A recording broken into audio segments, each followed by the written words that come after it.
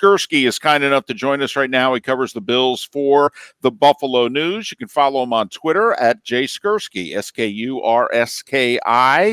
Listen, first off, Jay, thanks so much for your time. A belated Happy New Year. Hope is all well with you, the family, and all that. But this has got to be 1 week away from a dream scenario for you because you cover the Bills, but you're a USF grad. I mean, the Super Bowl's in Tampa. Yeah, that's right. Yeah, that would be very exciting to get a chance to go back down to Tampa. Obviously, still have a lot of friends in that area and have some family in that area. A lot of connections to Florida. Actually, have my in-laws are in Bonita Springs, so pretty close to you guys down there. So, yeah, a lot of connections to Tampa. That would be that'd be a very nice thing for me to get a chance to go back there in a couple of weeks. You are way ahead of the game. You already have in-laws in Bonita Springs. I mean, that's like a driver 5-iron from my house. But that is very New York of you, because everybody from the upper Midwest New York heads here at some point in their life. So good for you. Can you just how crazy? I had a friend of mine who texted me after the Browns won their playoff game that he lives about 30 minutes out in the sticks of Cleveland, that he literally heard shotguns being fired after the game. Give me a sense of what Saturday night was like in Buffalo. Oh yeah, I mean it was similar. I don't know necessarily about shotguns, but there were there were fireworks going off. There was kind of like a car parade. There were people outside City Hall, music playing and dancing and things like that. I mean, people are fully invested in this Bills team, and they're excited about the run that they've been on here. Not just in the playoffs, but just the way that they ended the regular season. I mean, it's 8 games now in a row. They haven't lost since October, and that loss came on a kind of a fluky Hail Mary. I mean, they're 1 win away here from, I think I want to say 12-game winning streak, something like that, 11 games. So, I think you can make a very strong case that they're the hottest team in the NFL, and they've been that way for quite a while. Jay, are they peaking a year early? Is this unexpected, or did they in August, September, and October think, yeah, we've got this in us? Well, that's a good question. I think they would always say that, that they had it in them.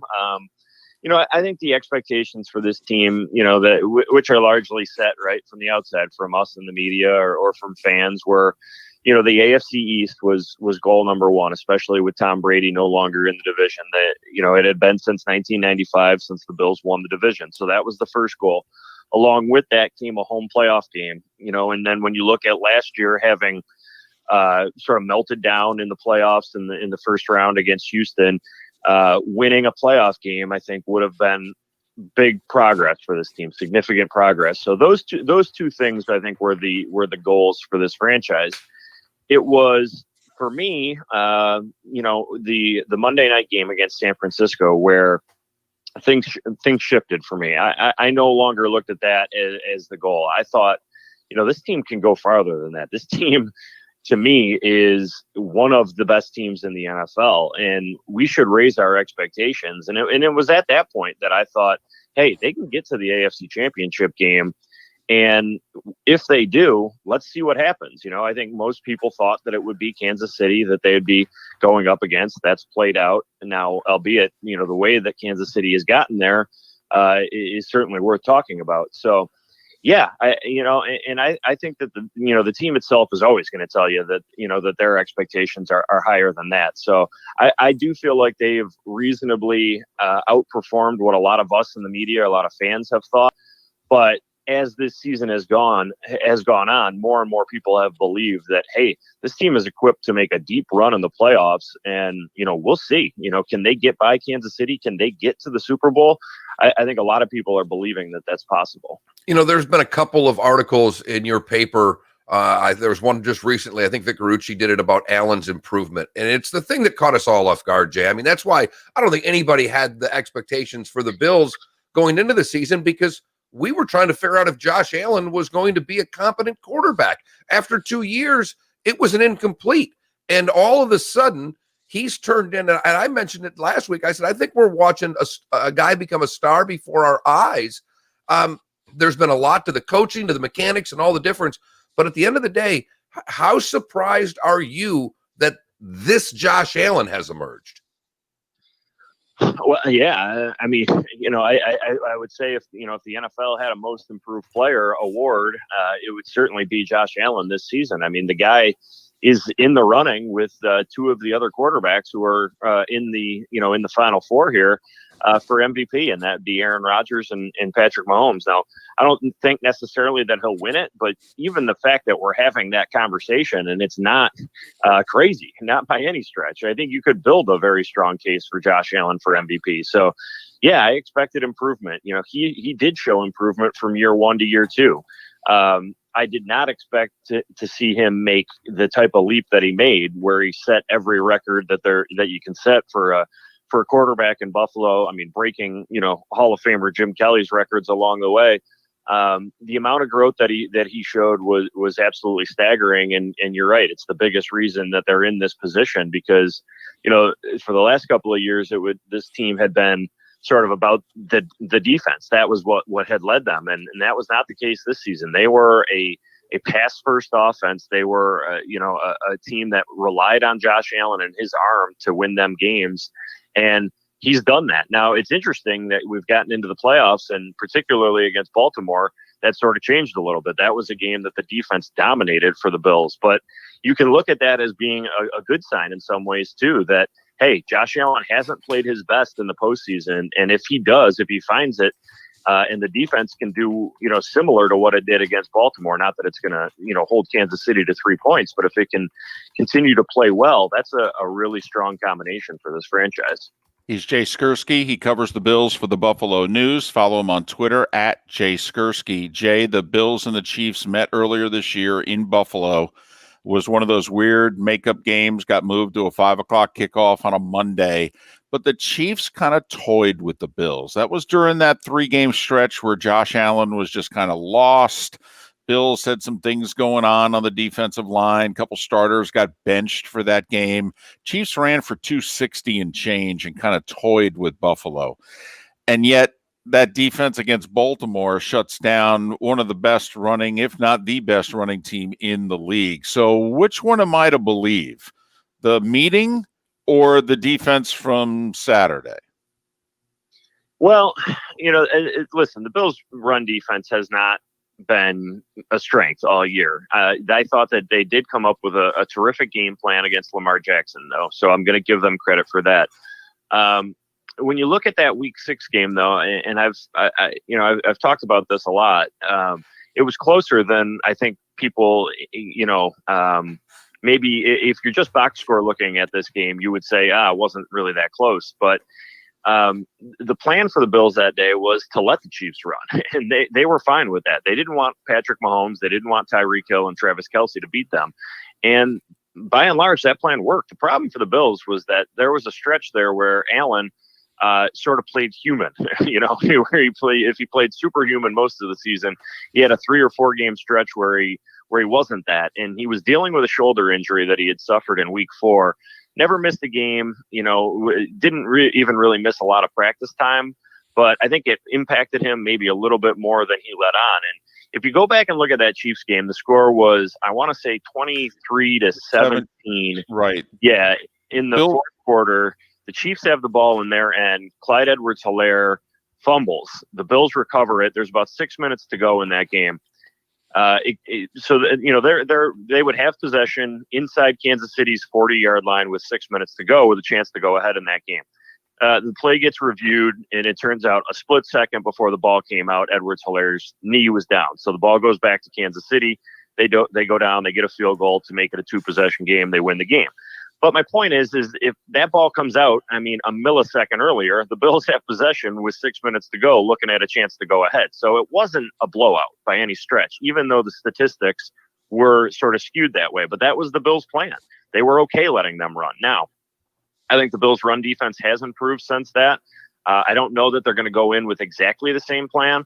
But obviously, that makes sense, right? To try to limit what Mahomes can do. And I don't know that the Chiefs are running the ball as well now as they were then, especially with Edwards-Helaire being banged up. So I wouldn't be surprised to see a similar plan. And basically what the Bills were saying is, we're okay giving up yards. We're going to try to hold you out of the end zone, hold you to field goals. And we think that we can move the ball with Josh Allen. Now, again, they weren't able to do that as well in that first meeting, but I think Josh Allen's a better player now than he was in week 6 too. Oh, there's no doubt there. And the Edwards-Helaire injury, I think, is a key factor, as you mentioned, Jay. To me, the other part is there's nobody that can stop Travis Kelce. And you try to limit him and you try to do whatever. How do you try to stop a guy that right now seems to be impossible to stop?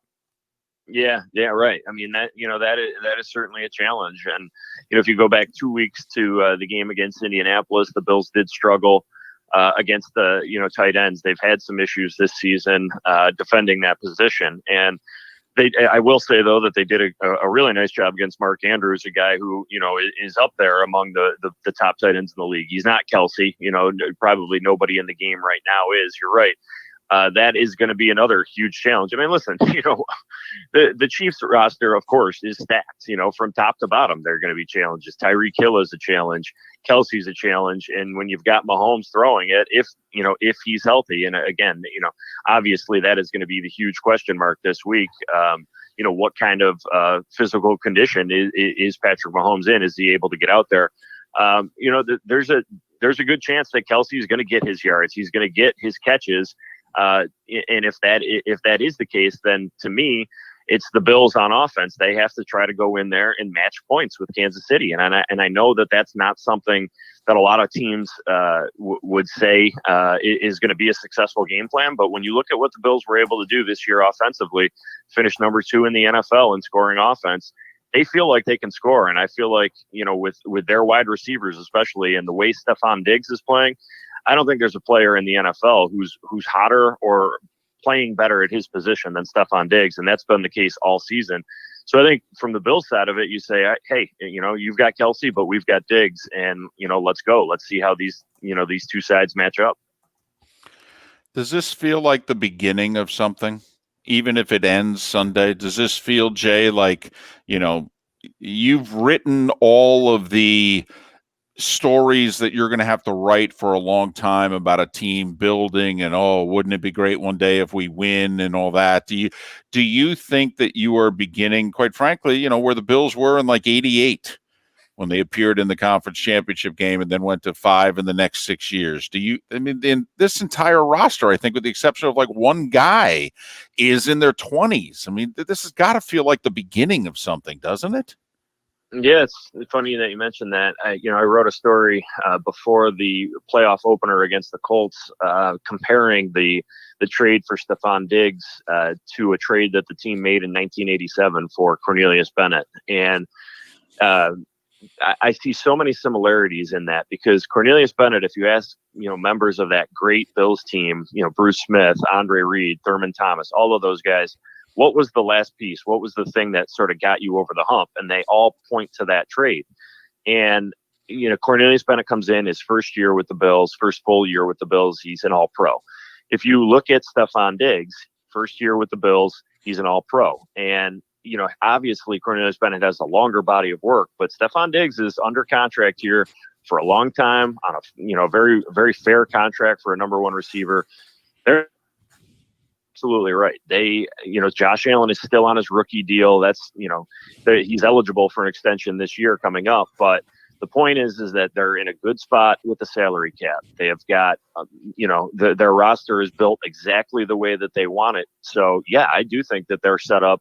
And if they aren't able to complete the job, and if they do lose to Kansas City, there's no question that next year the goal is very simple for this franchise. It's to get to the Super Bowl and win it, because that's the next step. And I don't know that they're going to be able to go on a sustained run of success like those 90s Bills teams did. I mean, nobody's done that since, gone to 4 straight Super Bowls. I mean, that is a massive undertaking. Of course, it is very difficult to do, but if this team is able to get to 1 and to win it, the sigh of relief that you'll hear in Buffalo, you'll hear down there in Southwest Florida. I mean, that's, I think, what has, appealed so much to this fan base is just the opportunity to erase those, those losing seasons, to erase that pain of 4 straight Super Bowl losses.